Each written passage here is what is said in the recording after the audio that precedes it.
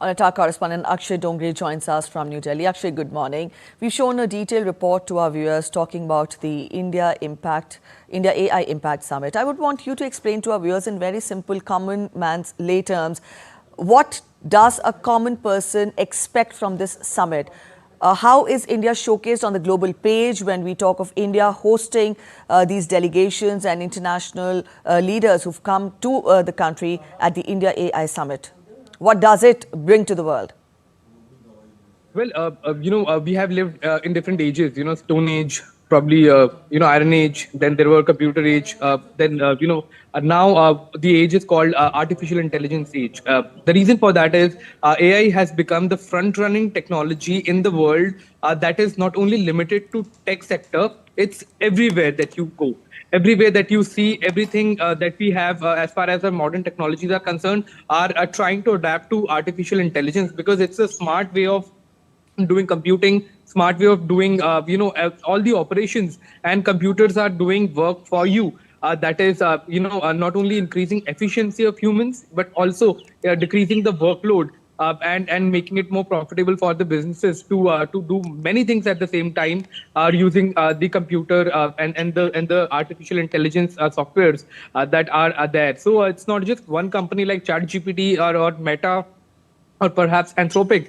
There are hundreds of companies, hundreds of startups that have their own models of artificial intelligence, own coding, own way of adapting artificial intelligence into our day-to-day life. For example, to explain it to our viewers that how it impacts them. So artificial intelligence, let's say, is a system that does work for you. It interacts with you. It helps you out in doing several things. And using the brain of a computer that is extremely powerful in today's world, it is able to do so many things that even humans, even in large groups, are not able to achieve. So what we see, the world that we perceive today had started to change not only a few years back when all of these major AI companies had started to emerge. Work on AI has been there for very long, and perhaps India has been one of those countries that lag behind as far as their own AI models are concerned, as compared to other contemporary nations like China, like US, perhaps. These are the two major players. So if you compete to these world player leaders in AI, India somewhere lagged behind, and this summit is in a way an effort by the government to sort of fill that gap.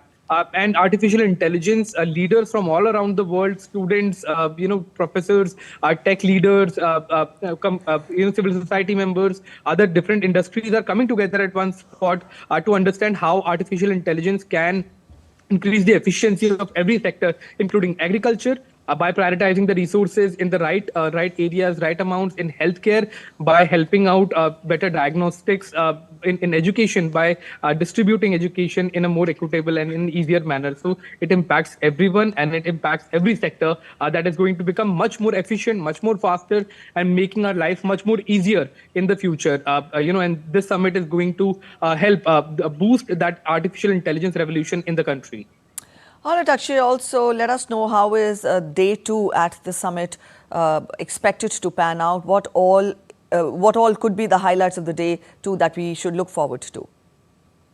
Well, Union Health Minister JP Nadda is going to launch 2 new initiatives as far as Bharat Mandapam is concerned in health sector. Like I was mentioning, health sector can also see major boost as far as embedding artificial intelligence into the existing systems are concerned, that can make it easier for diagnostics. Many of the AI companies have embedded artificial intelligence into healthcare diagnostics and have been able to, find out much earlier signs of diseases like lung cancer, like other diseases that would have been much more difficult for human eyes to detect, but artificial intelligence made it much more easier.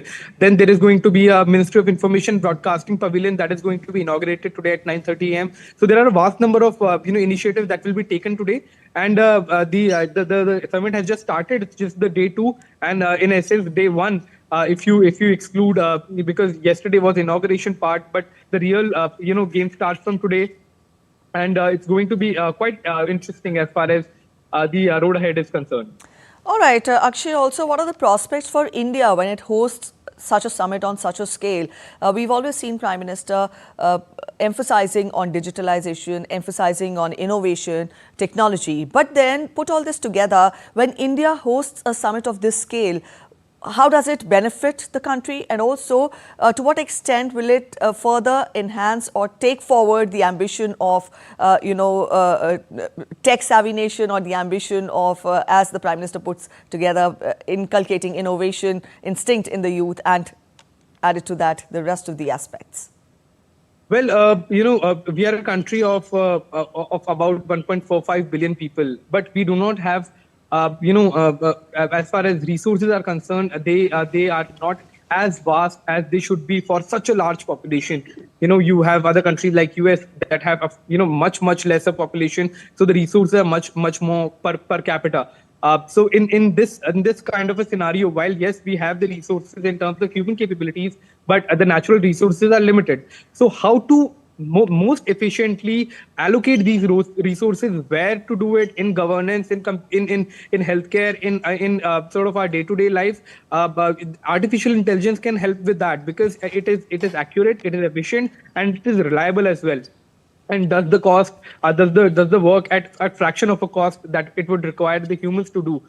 So computing is making life easier and can help with the growth journey of the country. All right, Akshay, we'll leave it here. Thank you so much for joining in with those details and insights.